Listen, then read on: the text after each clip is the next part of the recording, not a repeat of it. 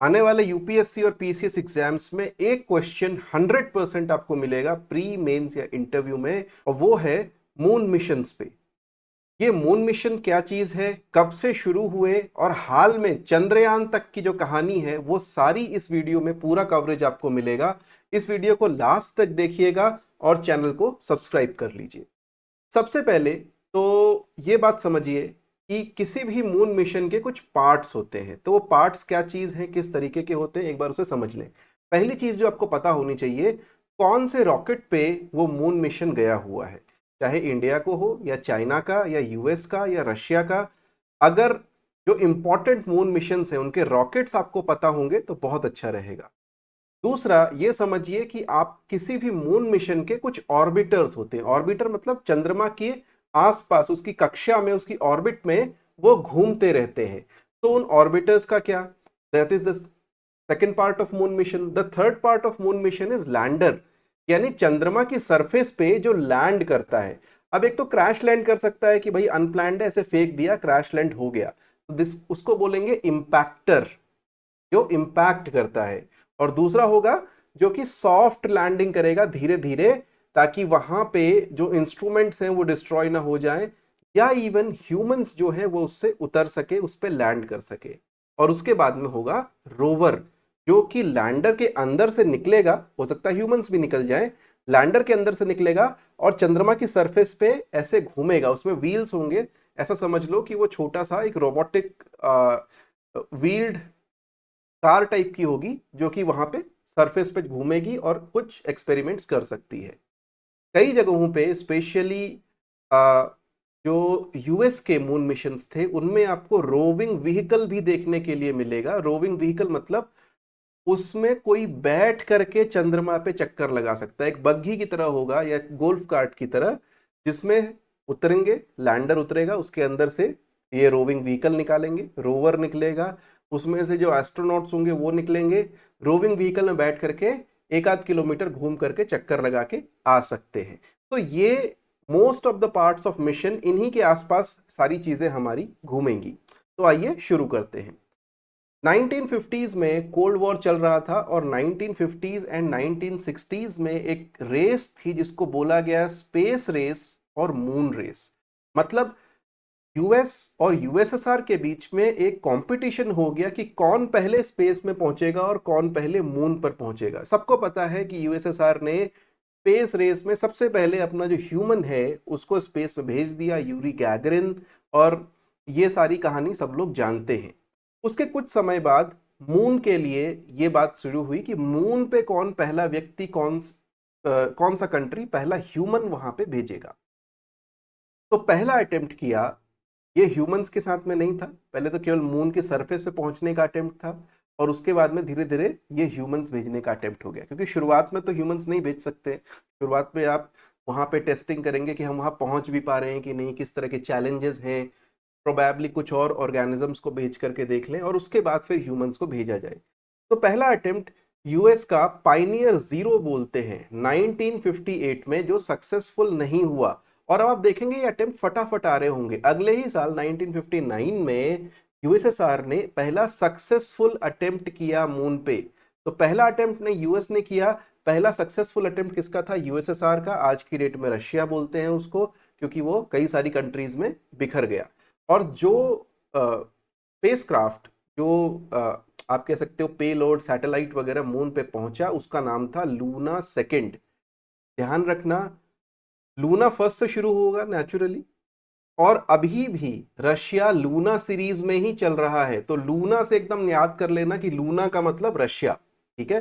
तो Luna second Russia का था, और अभी लेटेस्ट चंद्रयान के 3-4 दिन पहले उसने अटेम्प्ट किया था, दैट वाज लूना 25।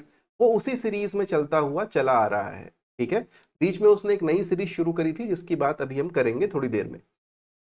यूएस का पहला इंपैक्ट, जो फर्स्ट सक्सेसफुल अटेम्प्ट था, वो 1964 में हुआ, जिसको बोलते हैं रेंजर 6। तो रेंजर 6 यूएस का पहला अटेम्प्ट था, बट ऐसा नहीं कि ये पहला अटेम्प्ट था, इसके पहले उसका अटेम्प्ट हो चुका था और सक्सेसफुल अटेम्प्ट यूएसएसआर कर चुका था। तो यूएस का ये रहा, यूएसएसआर का लूना सेकंड। पहली सॉफ्ट लैंडिंग यूएसएसआर ने करी 1966 में, यानी अभी तक जो लैंडिंग थी वो हार्ड लैंडिंग का मतलब कि आप लूनर ऑर्बिट में गए, चंद्रमा की ऑर्बिट में गए, और वहां से आपने अपना जो भी आपका सैटेलाइट है या जो भी आपका पेलोड है वो ड्रॉप कर दिया। वो आया मून की सरफेस पे, उसको इम्पैक्ट किया और वहां पे डिस्ट्रॉय हो गया। ठीक है, नेचुरली इसके भी कुछ बेनिफिट्स हो सकते हैं। जब छोड़ा और जब तक वो लूनर सरफेस पे आया, उसके बीच में वो रीडिंग्स ले सकता है, फोटोज खींच सकता है, ट्रांसमिट कर सकता है, बट उसकी अल्टीमेट नियति ये है कि उसे डिस्ट्रॉय हो जाना है। सॉफ्ट लैंडिंग का मतलब है कि उसमें कुछ थ्रस्टर्स वगैरह होंगे, वो उतरेगा तो धीरे धीरे वो अपनी स्पीड को धीरे धीरे कम करके जाएगा और जीरो की स्पीड पे आकर के मून के सरफेस पे रुक जाएगा। अब इसका इंपॉर्टेंस क्या है भाई? अगर एक पीस में लैंड हो गया, हो सकता है कि उसमें थ्रस्टर्स के थ्रू ही हम दोबारा वापस उसको अर्थ पे भी लेके आ जाएं। तो उसकी कहानी थोड़ी देर में हम देखते हैं। तो पहला सक्सेसफुल सॉफ्ट लैंडिंग हुई लूना 9 की। पहली सक्सेसफुल लैंडिंग किसकी हुई थी? Luna second. Successful soft landing Luna 9। US की also US also did soft landing in 1966 by surveyor 1। तो जो काम यूएसएसआर ने 1960s में कर लिया था, उनकी ऐसी टेक्नोलॉजी थी, ऑल्दो उन्होंने पोल्स पे नहीं किया था। वहां का जो आप कह सकते हो कि जैसे हम कहते हैं ना भारत में, यहाँ पे अर्थ पे भूमध्य रेखा इक्वेटर, तो वहां चंद्र मध्य रेखा कह लो, यानी इक्वेटोरियल रीजन जो मून का था, वहां पे उन्होंने अपनी लैंडिंग करी थी। ये सारी सॉफ्ट लैंडिंग जनरली वहां पे हुई। First to return to earth from moon orbit was USSR. तो ये मून ऑर्बिट में गया था, एक्चुअली में मून पे नहीं गया, सरफेस पे नहीं गया, मून ऑर्बिट में गया और वहां से रिटर्न हो गया। और पहली बार इसमें अर्थ के कुछ लाइफ फॉर्म्स, कुछ प्लांट्स भेजे थे, 2 टॉर्टोइज भेज दिए थे, मक्खियों के अंडे भेज दिए थे कि देखें इन पे क्या इंपैक्ट पड़ता है। सब सरवाइव कर गए, वापस आए, जिंदा ही मिले। तो 1968 में पहली बार जॉन 5 गया, ऑर्बिट पे चक्कर लगा के अर्थ पे वापस आ गया। अब देखो आगे, पहला ह्यूमन क्रू ऑर्बिटर। नेचुरली जब उन्होंने भेजे हुए थे ये सारे सैंपल्स, टॉर्टोइज वगैरह, तो उनका था कि भाई हमें ह्यूमंस को भी भेजना है, भेज नहीं पाए। पहला ह्यूमन क्रू ऑर्बिटर जो गया वो यूएस का गया, that was called Apollo 8। Apollo series is very important, और उसमें से कुछ वेरी इंपॉर्टेंट है जो मैं आपको बताऊंगा। पहली crewed landing on the moon, that is humans गए और मून पे लैंड किया। अब नेचुरली उनको वहीं तो छोड़ के नहीं आएंगे, उनको वापस भी लेकर के आए, और वो हुआ यूएस ने किया अपोलो 11 में। ठीक है, वेरी वेरी वेरी इंपॉर्टेंट, इसको हमेशा याद रखना। अपोलो 11 यूएस 1969, हो सके तो डेट भी रट लेना, जुलाई 1969 की डेट थी, और मुझे सही याद है तो 29 ऑफ जुलाई की डेट थी। सेकेंड भी यूएस ने 1969 में अपोलो 12 भी भेज दिया, पहले ये भेजा, उसी साल एक और भेज दिया। तो मतलब स्पेस रेस में अमेरिका जीत गया, मून रेस में अमेरिका जीत गया कि भाई हम पहुंच गए मून पे। पहुंचे ही नहीं है, मून पे जाके वापस भी आ गए हैं। पहले लोग जो मून पे गए थे सबको उनके नाम याद हैं। 2 लोग जो मून पे पहुंचे थे सबसे पहले, पहला नील आर्मस्ट्रॉन्ग और दूसरे एडविन एल्ड्रिन। तीसरे जो ऑर्बिटर में घूम रहे थे, क्योंकि देखो लैंडर करेगा, लैंडर तो वहां पहुंच गया, तो एक ऑर्बिटर भी होना चाहिए ना जिसको कोई पायलट करेगा, भाई वापस आए तो उनकी तैयारी रखे वहां पे। तो ऑर्बिटर में उस समय थे माइकल कॉलिंस। तीनों के नाम ध्यान रखना, वैसे अब इतने इंपॉर्टेंट नहीं रह गए, बट नील आर्मस्ट्रॉन्ग का तो फिर भी किसी पीसीएस एग्जाम्स में पूछा ही जा सकता है, या फिर बज एल्ड्रिन का, एडविन एल्ड्रिन का कभी किसी दूसरे एग्जाम में वो पूछ सकते हैं। First to use a lunar roving vehicle, यानी गाड़ी लेकर के गए मून की सरफेस पे, अपोलो 15। इतना इंपॉर्टेंट नहीं है, लेकिन ये याद रखना कि लास्ट क्रूड लैंडिंग 1972 में हुई थी, यानी 1972 के बाद से किसी ह्यूमन ने मून पे पैर नहीं रखा है। तो ये बेसिकली एक इनकी प्रेस्टीज का इश्यू था, यूएस की और रशिया की, कि हमको मून पे पहुंचना है। एक बार जब वो पहुंच गए, उसके बाद उनको फर्क नहीं पड़ा कि भाई हम ह्यूमंस भेजे या ना भेजे, भाई पहुंच गए, कोई फास्ट वहां पे, मतलब ऐसा कोई यहाँ सोना चांदी हीरा मोती होता तो उठा के लेके आते, कुछ दूसरा मिनरल्स मिलता और वायबल होता तो उसके लिए वो ट्राई करते। उन्होंने उसको वहीं पे आइडिया ड्रॉप कर दिया कि अब हम नहीं जाएंगे मून पे। तो 1972 के बाद से मून पे यूएस ने कभी ह्यूमंस नहीं भेजे, किसी और कंट्री ने भी कभी ह्यूमंस को नहीं भेजा है। लेकिन यूएसएसआर कुछ कुछ भेजता रहा, रोबोटिक सैंपलिंग मिशन। ध्यान रखना, ह्यूमंस मून पे केवल यूएस से गए हैं, आज तक किसी और कंट्री से नहीं गई। यूएसएसआर भेज सकता था, उसने फिर नहीं भेजा, बोला जब हार ही गए तो हम कुछ और काम करते हैं, हम रोबोट्स भेजेंगे। तो उसने रोबोट्स भेजने चालू किए और लास्ट उन्होंने भेजा 1976 में। 1976 के बाद यूएसएसआर या कह लो रशिया का पहला जो लूनर मिशन है, मून मिशन है, वो 2023 में हुआ। यानी इन्हें कोई फर्क नहीं पड़ा 1970s के बाद से कि हमें जाना है नहीं जाना है, जो टेक्नोलॉजी होनी थी डेवलपमेंट हो गई है, अब और कुछ नहीं करना। जितने भी क्रूड मिशन थे, जो ये अपोलो में गए थे ना, अपोलो 11 जो पहला क्रूड मिशन था, अपोलो 17 जो लास्ट क्रूड मिशन था, इसमें जो रॉकेट यूज किया गया वो था सैटर्न 5। ठीक है, तो ये इतनी चीजें आपको इनकी याद रखनी है। अब इनके अलावा कुछ और कंट्रीज भी, हम यूएस और यूएसएसआर की बात कर रहे थे, इनके बाद भी कुछ कंट्रीज मून पे गई हैं। तो कौन कौन?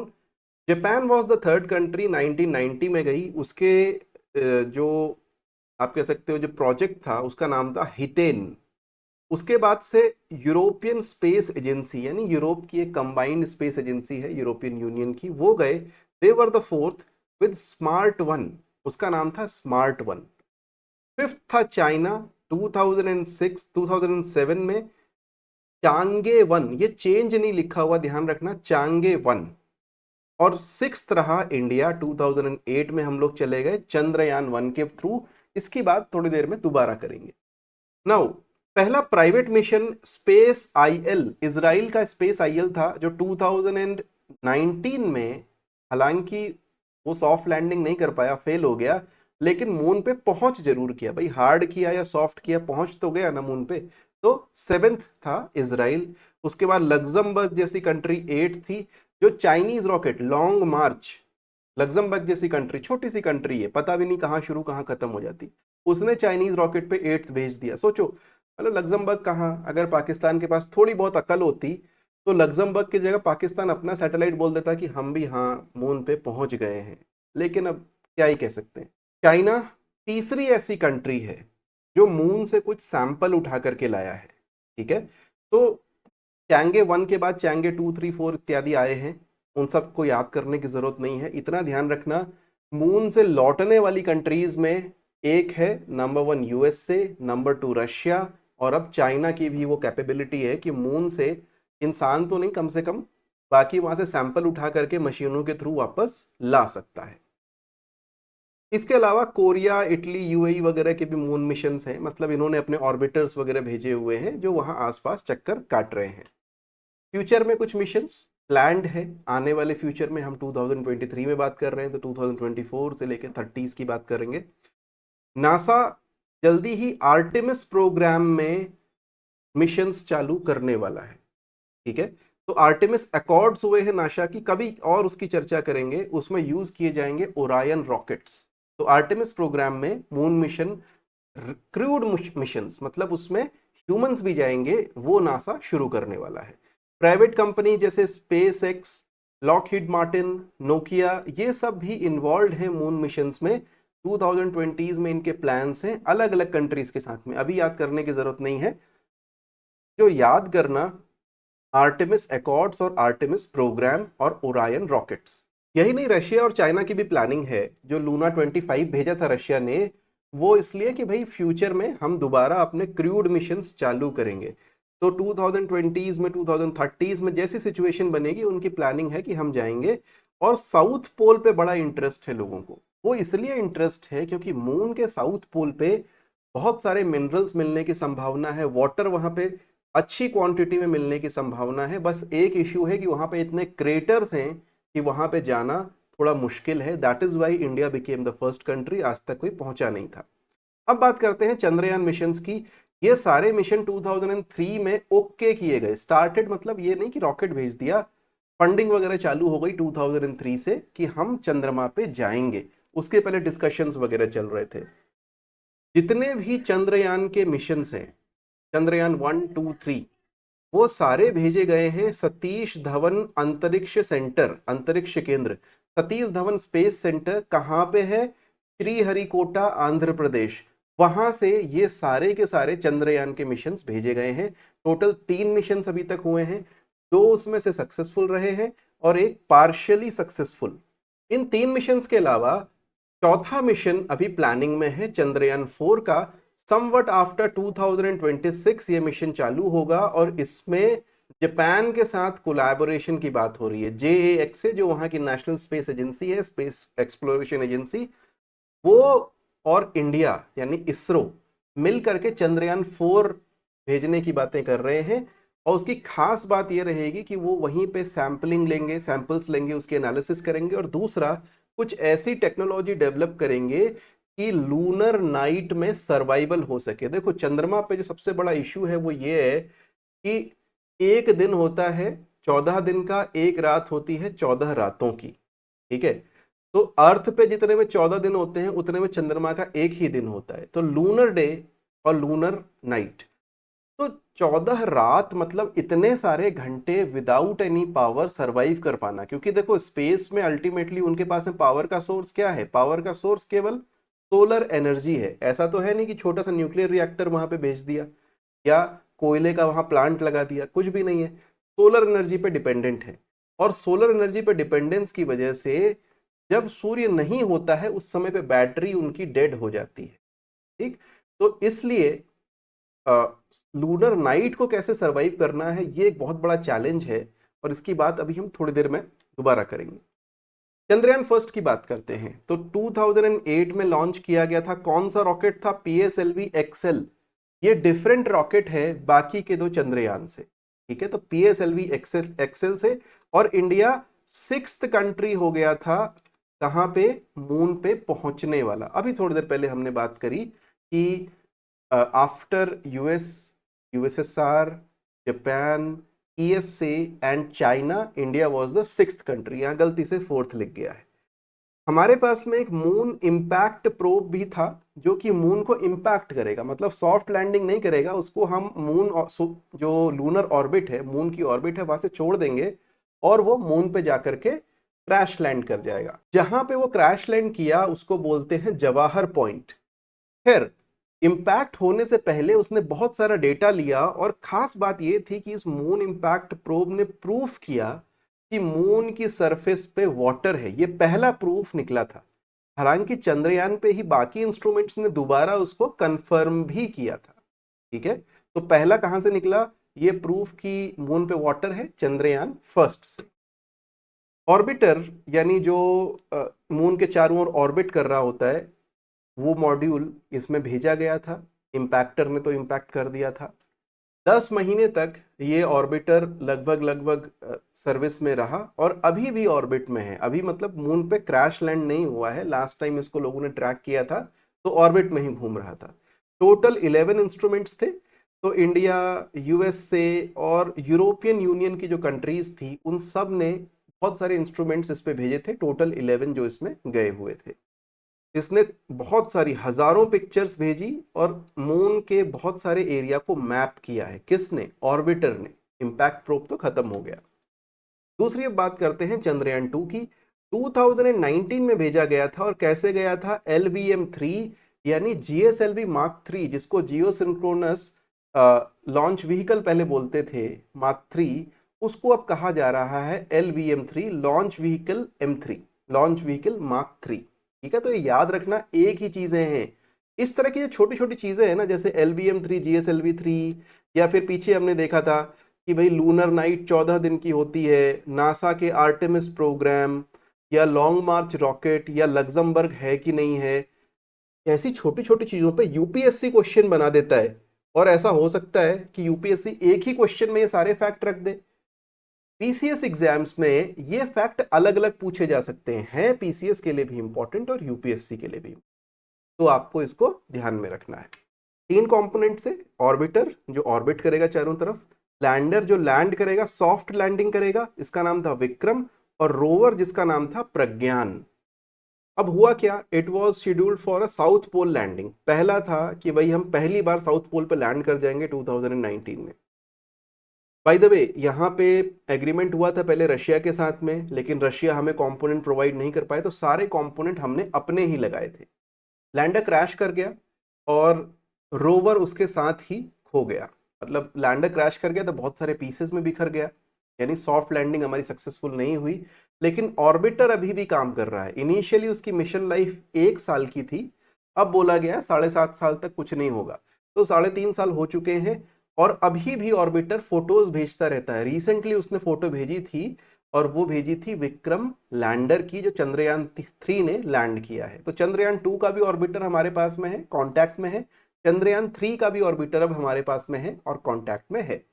तो ऑर्बिटर अभी कुछ साल और काम करेगा, 3 4 5 साल, तब तक के लिए इसके कॉम्प्लीमेंट करने के लिए चंद्रयान 3 का ऑर्बिटर भी वहां पे है।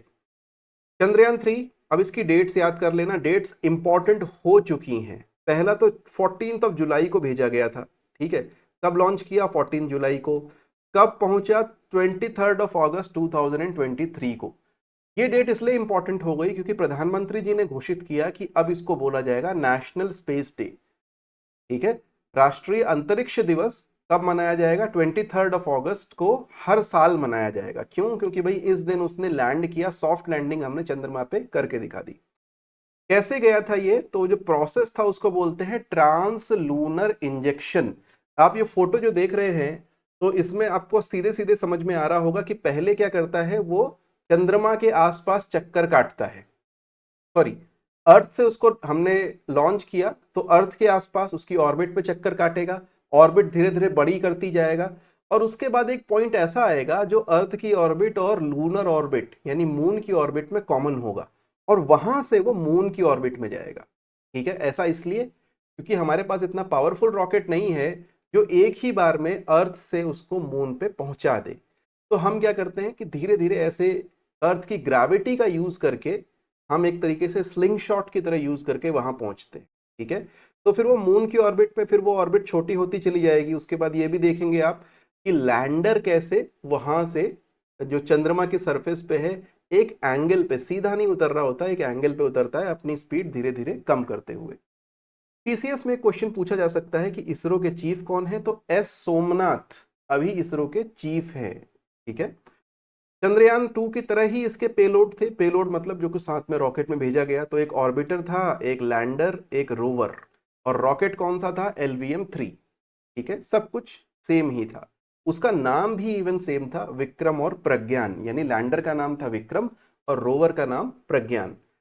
This is the fourth country, India is the fourth country to do a soft landing on lunar surface. Japan ने अभी तक सॉफ्ट लैंडिंग नहीं करी है, अभी तक यूरोपियन स्पेस एजेंसी ने सॉफ्ट लैंडिंग नहीं करी है।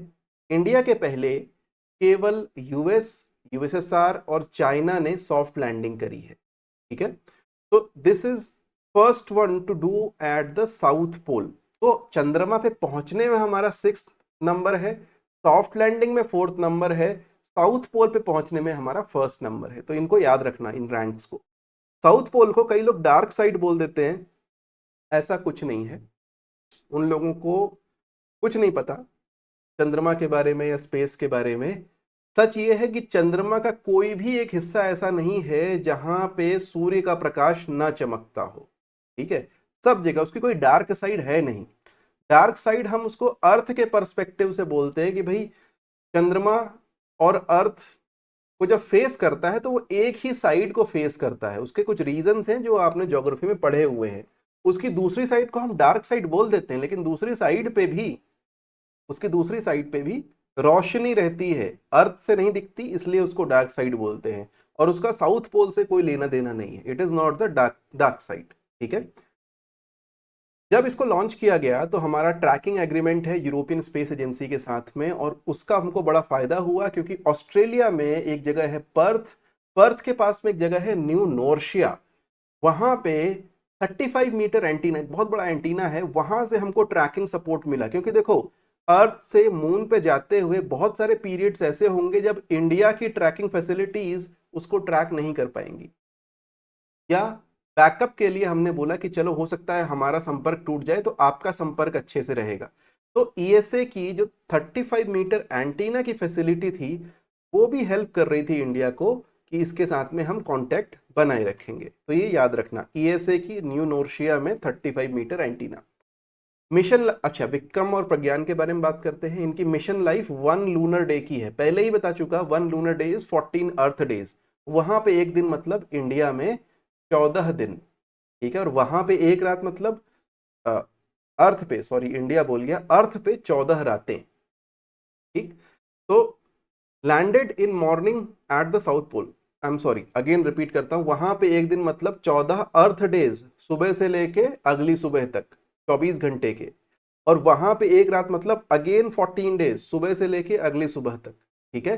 तो ये 14 रातों का मतलब ये मत समझ लेना कि केवल हम 12 घंटे की बात कर रहे हैं। तो लैंडेड इन द मॉर्निंग, तो क्या करना था भाई, अब 14 दिन का जो लूनर डे है उस बीच में हमको पूरा काम करना है, क्योंकि लूनर नाइट सरवाइव करने की कैपेसिटी हमारे पास में नहीं है। तो हमने लैंड किया मॉर्निंग में, 23 अगस्त को जब हमने लैंड किया तो चंद्रमा पे मॉर्निंग हो रही थी साउथ पोल पे, और 14 दिन तक वहां पे ये लूनर लैंडर और रोवर काम कर सकता है। क्यों कर सकता है? क्योंकि 14 दिन, क्योंकि पूरा दिन है ना, तो उसको सोलर एनर्जी मिलती रहेगी। और 14 दिन के बाद में जब वहां सूर्यास्त हो जाएगा, सनसेट हो जाएगा, तो वो सोलर एनर्जी मिलनी बंद हो जाएगी, और उसके बाद में 14 दिन के लिए कुछ एनर्जी नहीं मिलेगी। Batteries dead, almost complete possibility है कि बैटरी डेड हो जाएगी, उसको रिवाइव नहीं कर पाएंगे। फिर भी ट्राई करेंगे साइंटिस्ट, और कई लोगों का मानना है कि शायद हम रिवाइव करके दोबारा 14 दिन का प्रोग्राम चला सकेंगे। फिर Vikram lander is for soft landing, इसमें 3 इंस्ट्रूमेंट्स हैं। एक तो टेम्परेचर नापेगा, दूसरा सिस्मिसिटी, टेम्परेचर और थर्मल कंडक्टिविटी नापेगा चंद्रमा की सरफेस की। और अभी शायद आपने एक ग्राफ भी देखा होगा कि चंद्रमा के सरफेस पे उसने नाप करके भेजा है। दूसरा सिस्मिसिटी नापेगा, जैसे धरती पे भूकंप आता है, अर्थक्वेक आता है, वहां चंद्रकंप या मून क्वेक आता है, तो किस तरह की सिस्मिसिटी वहां पे है वो उसको मेजर करेगा। और तीसरा plasma density near the surface. ये काफी स्ट्रांग बनाया गया है पिछली बार से, और जो भी पिछली बार में इश्यूज हुए थे, सॉफ्टवेयर ग्लिचेस हुए थे, उन सबको दूर करके भेजा गया कि हम आराम से लैंड कर जाए। प्रज्ञान रोवर है जो कि सरफेस पे मूव कर सकता है। आप इसकी वीडियो भी देख सकते हैं कि ये सरफेस पे किस तरीके से वो, जो इसका विक्रम था वहां से एक रैंप खुला और उसमें से ये नीचे आकर के आगे चलता चला गया। इसके 6 व्हील्स है, इसमें 26 kg इसका टोटल भार है, और 2 इंस्ट्रूमेंट रखे हैं। और वो आपको पता ही होगा कि इसके व्हील्स पे इसरो और जो अशोक स्तंभ है, जो लायन कैपिटल है, उसकी फोटो वगैरह भेजी गई है, ताकि वो चंद्रमा पे हमेशा के लिए इम्प्रिंट हो जाए। वो फोटोज जो घूम रही थी वो नकली है, लेकिन ये बात सच है कि वो भेजा गया है। Thank you very much for watching. इतना जितना वीडियो आपने देखा है, इससे आपका कंप्लीट कवरेज हुआ है मून मिशंस का, और 100% क्वेश्चन आने वाला है। प्लीज चैनल को लाइक सब्सक्राइब कर लीजिएगा, वीडियो पे कमेंट कीजिएगा, और हमें बताइएगा कि आपको किन और टॉपिक्स पे वीडियो चाहिए।